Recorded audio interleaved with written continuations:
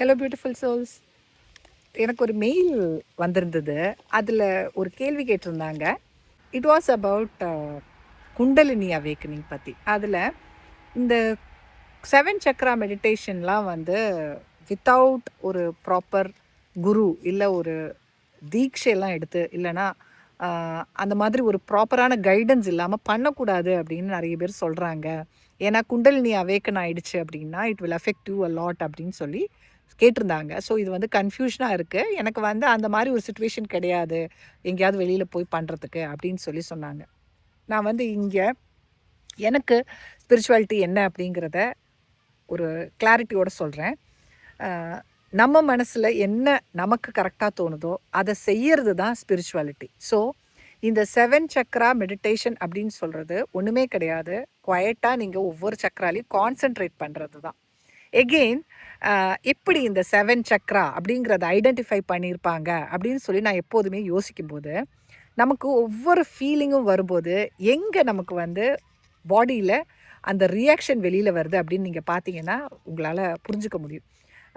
சில சமயம் உங்களுக்கு ரொம்ப க்ளோஸான ஒரு பர்சன், உங்களோட பார்ட்னர்ஸாக இருக்கலாம், அது இல்லை உங்கள் குழந்தைங்க, அந்த மாதிரி ரொம்ப க்ளோஸாக பேரண்ட்ஸ் அந்த மாதிரி இருக்கிற பர்சன்கிட்ட என்ன அதாவது நீங்கள் ரொம்ப உண்மையாக அன்பாக இருக்கிற அந்த ஒரு பர்சன்கிட்டேருந்து ஒரு ரியாக்ஷன் இல்லை கோவம் இல்லை உங்களுக்கு பயங்கரமான ஹர்ட் வரும்போது உங்கள் த்ரோட்லேருந்து உங்களுக்கு அப்படியே அடைக்கிற மாதிரி ஒரு ஃபீலிங் வரும். அப்படியே நம்ம இப்படி இப்படி பண்ணிக்கிட்டே இருப்போம்.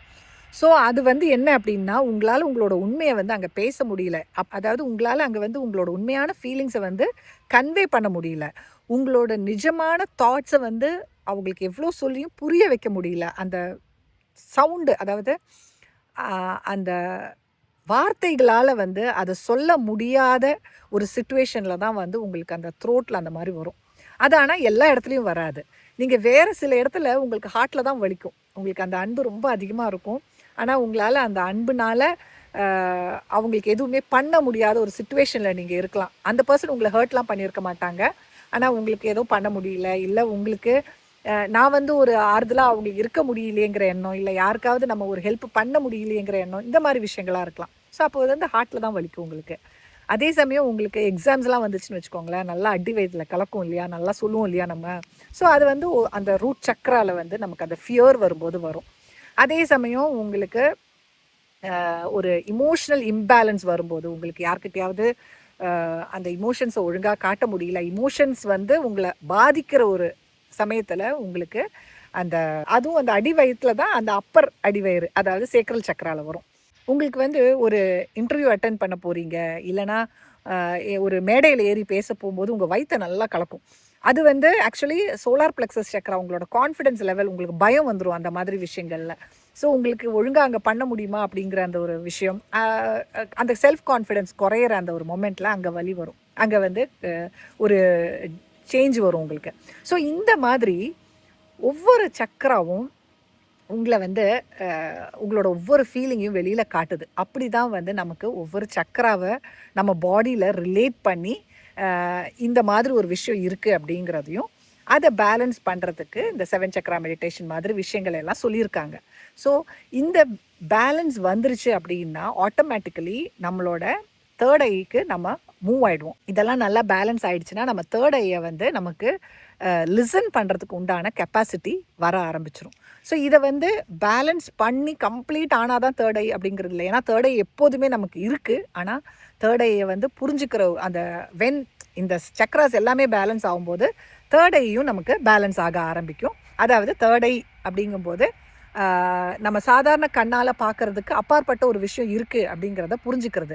ஆக்சுவலி இந்த 7 சக்கராஸை கூட நம்ம அப்போ தான் புரிஞ்சுப்போம். அது வரைக்கும் வந்து இந்த 7 சக்கரா நம்ம உடம்புல தான் இருக்குது, வயிற்ற கலக்குது, தொண்டையில் ஒரு மாதிரி இருக்குது, நெஞ்சில் படப்படங்குது, இதெல்லாம் இருக்கும். ஆனால் இது எதுவுமே வந்து நமக்கு ரிலேட்டட் டு அவர் சக்கராவாக புரியாது. ஏன்னா எக்ஸாம் வந்ததுன்னா நம்ம சொல்லுவோம், ஐயோ வயிற்ற கலக்குதே அப்படின்னு சொல்லுவோம். ஆனால் இதெல்லாம் வந்து பாடியோட ஒரு விஷயமாக மட்டும்தான் நமக்கு தெரியும். ஆனால் இதை வந்து ரிலேட்டிங் டு யோர் சோல், அதாவது உங்களோட சோல் ஃபார்மில் நீங்கள் இல்லாததுனால தான் இதெல்லாம் நடக்குது அப்படிங்கிறத புரிஞ்சுக்கிறது உங்கள் இன்ட்யூஷன் தேர்ட் ஐ பேலன்ஸ் ஆகும்போது தான். ஸோ அதுக்கு மேலே இருக்கிறது க்ரௌன் சக்கரா. நான் சொல்லியிருக்கேன், கடவுள்கிட்டேருந்து டைரக்ட்லி, இல்லைனா இந்த யூனிவர்ஸ் கிட்டேருந்து டைரக்ட்லி. நம்ம கடவுள் அப்படின்னு பார்க்குறது இந்த யூனிவர்ஸை தான் ஆக்சுவலி. ஸோ அந்த ஒரு டைரக்ட் நமக்கு இன்னும் இன்னும் ஒரு பவர்ஸ்ன்னு சொல்லலாம், இல்லை ஒரு சக்தின்னு சொல்லலாம், இல்லை ஒரு எனர்ஜி அப்படின்னு சொல்லலாம். அது வந்து நமக்கு கிடைக்க ஆரம்பிக்கும். நம்ம வந்து கரெக்டான ட்ராக்கை நோக்கி போகும்போது அது தானாக நமக்கு வந்துக்கிட்டே இருக்கும். ஸோ அப்படி தான் அதை டவுன்லோட்ஸ் அப்படின்னு நம்ம சொல்லுவோம். ஸோ இதை நான் எதுக்கு இவ்வளோ கிளியராக சொன்னேன் அப்படின்னா, மனுஷங்க அவங்கவுங்க நாலேஜுக்கு எவ்வளோ புரியுதோ அதை தான் வெளியில் பேசுவாங்க. இப்போ எனக்கு என்ன புரியுதோ அதை தான் நான் உங்களுக்கு சொல்லியிருக்கேன். நான் வந்து ஒரு சாதாரண மனுஷன் இதை எப்படி புரிஞ்சுக்கணுமோ அந்த மாதிரி தான் சொல்கிறேன். நிறைய பேர் வந்து ஒன்று இதை ஒழுங்காக புரிஞ்சுக்கல, இல்லை அப்படின்னா நிறைய வெளியில் இருக்கிற விஷயங்களால் அவங்களும் கட்டுப்பட்டு இருக்காங்க. ரிலீஜியஸ் ஜேர்னி அப்படின்னு ஒரு விஷயம் இருக்குங்க. நான் ஸ்பிரிச்சுவல் ஜேர்னி அப்படின்னு சொல்லும்போது ரிலீஜியஸாக இருக்கிற நிறைய பேர் என்கிட்ட சொல்லுவாங்க, நானும் ஒரு ஸ்பிரிச்சுவல் பர்சன் தான் அப்படின்னு. ஸோ அதுக்கு அர்த்தம் என்ன அப்படின்னா, அவங்க கடவுளை நம்புகிறாங்க, நிறைய புக்ஸை படிக்கிறாங்க, நிறைய பேர் சொல்கிறத கேட்குறாங்க, நிறைய இந்த கான்செப்ட்ஸை அவங்களும் கற்றுக்குறாங்க, ட்ரை பண்ணுறாங்க, அவங்க லைஃப்பில் ஃபாலோ பண்ணுறாங்க. அவங்களுக்கு கொஞ்சம் பீஸ்ஃபுல்லாக இருக்கும் லைஃபு. அவங்க நிம்மதியாக பல விஷயங்களை பண்ணுறாங்க. தியரிட்டிக்கலி இதை புரிஞ்சுக்கிட்டு ப்ராக்டிக்கல் லைஃப்பில் இதை வாழறதுக்காக ட்ரை பண்ணுறவங்க. ஸோ அப்படி இருக்கிறவங்க என்ன சொல்லுவாங்க அப்படின்னு சொன்னால், நீங்கள் உங்களால் உங்களோட சக்ராஸை பேலன்ஸ் பண்ண முடியாது அப்படின்னு சொல்லுவாங்க. ஸோ அதுக்கு அர்த்தம் உங்களால் முடியாதுன்னு கிடையாது. நீங்கள் போய் இன்ஸ்டண்ட்டாக எங்கேயாவது வெளியில் போயிட்டு ஒரு குண்டலினி அவேக்கனிங் அப்படிங்கிற அந்த ப்ராசஸை நான் வந்து இந்த க்ரௌன் சக்ரா பற்றி சொன்னேன். ஸோ அந்த க்ரௌன் சக்ரா வழி உங்களுக்கு ஒரு சக்தி கிடச்சிருக்கு அப்படின்னு வச்சுக்கோங்களேன். உங்களுக்கு இந்த 7 சக்ராவை மற்றவங்களுக்கு ஆக்டிவேட் பண்ணி விடுற ஒரு வரம் உங்களுக்கு கிடச்சிருக்கு அப்படின்னு வச்சுக்கோங்க. அந்த மாதிரி நிறைய பேருக்கு இருக்குது. ஸோ அந்த மாதிரி இருக்கிறவங்கள்ட்ட போய் நீங்கள் குண்டலினி அவேக்கனிங் பண்ணீங்க அப்படின்னா அவங்களுக்கு உங்களை ஃபுல்லாக ஆக்டிவேட் பண்ணி விட்டுற முடியும். நான் வந்து குண்டலினி அவேக்கனிங்கை ஒரு ஃபாஸ்ட் ட்ராக்கில் பண்ணவே கூடாதுன்னு சொல்கிற ஒரு ஆள். ஸோ நீங்கள் போய் நீங்கள் தானாக குண்டலினி அவேக்கனிங் பண்ணணும் அப்படின்னு நினச்சா பண்ண முடியுமான்னு எனக்கு தெரியாது. இல்லை நீங்கள் யார்கிட்டையாவது போய் குண்டலினி அவேக்கனிங் பண்ணிக்கிட்டாலும் அதுவும் உங்கள் பாடியை ரொம்ப அஃபெக்ட் பண்ணும். ஸோ சரண்டர் பாடிக்கு வந்து பாடி அண்ட் மைண்டு சரண்டரில் போனால் தான் உங்களோட குண்டலினி சாஃப்டாக ப்ராசஸ் ஆகி மெதுவாக அது உங்கள் பாடிக்கும் மைண்டுக்கும் சேர்த்து ரைட்டான ஒரு பிளேஸில் உங்களை கொண்டு போகும். ஆனால் நம்ம ஃபுல் கேயோஸில் இருக்கோம். அதாவது ஃபுல் பிரச்சனைகளில் இருக்கிற நம்ம போயிட்டு எங்கே யார்கிட்ட போய் குண்டலினி அவேக்கனிங் பண்ணாலும் பிரச்சனையில் மாட்டிப்போம். ஸோ அதனால 7 சக்ரா பேலன்சிங் அப்படிங்கிறது ஒரு ஸ்லோ ப்ராசஸ். நீங்கள் ஒரு நாள் மெடிடேஷன் பண்ணி 2 நாள் மெடிடேஷன் பண்ணி உங்களால் உங்கள் குண்டலினியை அவேக்கன் பண்ண முடியாது. இந்த 7 சக்ரா மெடிடேஷன் அப்படின்னு சொல்கிறது வெளியில் போய் உங்களுக்கு ஏதாவது சொல்லிக் கொடுப்பாங்க அப்படின்னு நினச்சிங்கன்னா எதுவுமே கிடையாது. நான் ஒரு மெடிடேஷன் போட்டிருக்கேன், இந்த சவுண்டு மட்டும்தான் அவங்களும் உங்களுக்கு கூட உட்காந்து சொல்ல போகிறாங்க. ஸோ நீங்கள் தனியாக உட்காந்து உங்களுக்குள்ளேயே இதை டெய்லி பண்ணாலும் அதை பண்ணும்போது உங்கள் குண்டலினிலாம் ஆக்டிவேட் ஆகவே ஆகாது. என்ன ஆகும் அப்படின்னா, நீங்கள் ஒவ்வொரு சக்கராலையும் உங்கள் கான்சன்ட்ரேஷனை கொண்டு போய் ஒவ்வொரு சக்கராக்கும் ஒரு ஸ்பேஸை கொடுக்குறீங்க, ஒரு காம்னஸை கொடுக்குறீங்க. அப்போ என்ன ஆகும் அப்படின்னா, உங்கள் சக்ராஸ் ரிலேட்டடான ப்ராப்ளம்ஸ் எல்லாம் உங்களுக்கு வெளியில் வர ஆரம்பிக்கும்.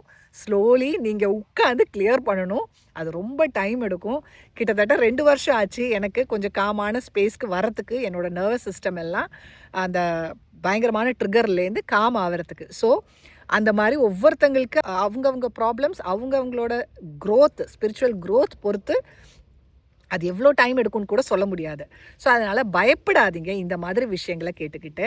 அண்ட் நான் சொல்லியிருக்கேன், நம்மளோட குரு நம்ம தான், வெளியில் யாருமே வேண்டாம். உங்களுக்கு அந்த மாதிரி போய் படிக்கிறதுக்கு யாரும் இல்லைன்னா கடவுள் உங்களுக்கு அப்படி அமைச்சிருக்காரு. ஸோ தட் யூ அண்டர்ஸ்டாண்ட், உனக்குள்ளே இருக்கிற குருவை நீ பாரு அப்படிங்கிறதுக்காக தான் அந்த மாதிரி ஒரு சுச்சுவேஷன் உங்களுக்கு கொடுத்துருக்காங்கங்கிறத புரிஞ்சுக்கோங்க. வீணா நீங்கள் எத்தனை வெளியில் போய் எத்தனை காசு கொடுத்து என்னெல்லாம் பண்ணாலும் சரி, உங்களால் உங்கள் குண்டலினியை அவேக்கன் பண்ணி நிம்மதியாக இருக்க முடியாது. குண்டலினி அவேக்கன் பண்ணி விட்ருவாங்க, நிம்மதி சுத்தமாக போயிடும், வாழ்க்கையே வெறுத்துரும். இதை ஏண்டா பண்ணோம் அப்படின்னு தோணும். ஸோ அதனால் நம்ம பண்ணுறது தான் ரைட்டான வே. Balancing your chakra. மெதுவாக நம்ம இன்னர் சைல்டை ஹீல் பண்ணி ஒவ்வொரு சக்ராவையாக நம்ம வந்து பேலன்ஸ் பண்ணிக்கிட்டே வரோம். ஸோ அதுக்கு ஒரு சப்போர்ட்டாக தான் இந்த 7 சக்ரா மெடிடேஷனை நம்ம பண்ணுறோம். அதை பண்ணுறதுனால உங்கள் குண்டலினிலாம் அவேக்கன் ஆகி சூப்பரான ஒரு பிளேஸ்க்கெலாம் போயிடவே மாட்டீங்க. நம்ம சாதாரண மனுஷனாக வாழறதுக்கு இந்த 7 சக்ராஸை பேலன்ஸ் பண்ணணும், அவ்வளவுதான். அதுக்கு குண்டலினி அவேக்கன் ஆச்சா, அவேக்கன் ஆகலையா, இதெல்லாம் நமக்கு இம்பார்ட்டண்ட்டே கிடையாது. வெளியில் போய் யார்கிட்டையுமே இதை கற்றுக்க வேண்டிய அவசியமும் கிடையாது. ஸோ நிம்மதியாக, காமாக, குவைட்டாக சாதாரண வாழ்க்கையை வாழணும் அப்படின்னா நம்ம ஒவ்வொரு சக்கராலையும் இருக்கிற பிரச்சனைகளை கிளியர் பண்ணணும். அதுக்கு தான் நம்ம இன்னர் சைல்டு ஹீலிங் பண்ணுறோம். அதை கொஞ்சம் பண்ணதுக்கப்புறம் வேறு எந்த வழியுமே கிடையாது, சரண்டர் மட்டும்தான். கடவுள்கிட்ட சரண்டர் பண்ணி லைக் நம்ம லைஃப்பை அவர் கொண்டு போட்டோம் அப்படிங்கிற அந்த ஒரு விஷயத்தை கொடுத்துட்டீங்க அப்படின்னா அவர் ஸ்லோலி உங்களுக்கு அந்த ஃப்ரண்ட்டில் போகிறதுக்கு உண்டான பாதையை கிளியராக காமிச்சு கொடுத்துக்கிட்டே இருப்பார். ஸோ அங்கே சூப்பராக நம்ம நிம்மதியாக வாழ முடியும். அது ஒரு பயங்கரமான ஸ்பெஷல் பிளேஸு. நீங்கள் பெரிய உலகத்துக்கே ஒரு குருலாம் ஆயிடுவீங்க அப்படின்லாம் சொல்லலை. நீங்கள் என்ன வேணால் ஆகலாம், குருவாக ஆகலாம். நீங்கள் என்ன ஆவீங்கலாம் எனக்கு தெரியாது. ஆனால் you will become a light to the world. அது மட்டும் நான் சொல்லுவேன். நீங்கள் இதுதான் ஆவீங்க, அதுதான் ஆவீங்கன்னு எனக்கு சொல்ல முடியாது. பட் டெஃபினெட்லி அந்த பிளேஸில் நீங்கள் உங்களுக்கு சுற்றிலும் இருக்கிற அந்த உலகத்தில் ஒரு லைட்டாக கண்டிப்பாக இருப்பீங்க. ஸோ இதை புரிஞ்சிருக்கும்னு நினைக்கிறேன். Don't be confused. மற்றவங்க சொல்கிறத கேட்டு பயப்படாதீங்க. எந்த ஒரு இடத்துலையுமே பயம் வருதா, கன்ஃபியூஷன் வருதா, சிட் வித் யோர் செல்ஃப். நான் சொல்லியிருக்கேன், கொஞ்ச நேரம் குவைட்டாக உட்காருங்க, காம் பண்ணுங்க, உங்களுக்குள்ளேருந்தே ஆன்சர் கிடைக்கும், அது எது ரைட் அப்படிங்கிறது. So take this as my guidance. Okay tears, take care, bye.